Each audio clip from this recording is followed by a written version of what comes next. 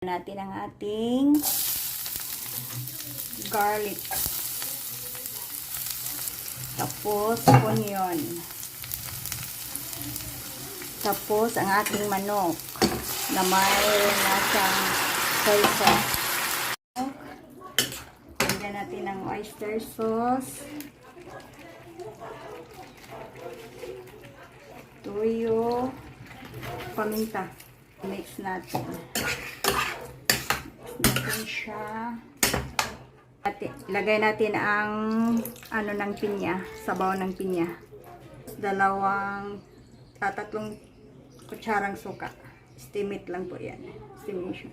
Tintakpan ng mga 15 minutes, saka i-mix ulit. Tin ang ating pineapple tidbits. Tapos, lagyan ng kunting asin kasi may toyo o soy sauce na po ito at saka oyster sauce.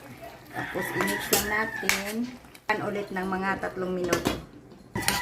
Tingnan na natin ang ating chicken. Ito na po ang ating manok, adobong manok na may pinya. Yan po, yum yum. Tingnan po ninyo ang ating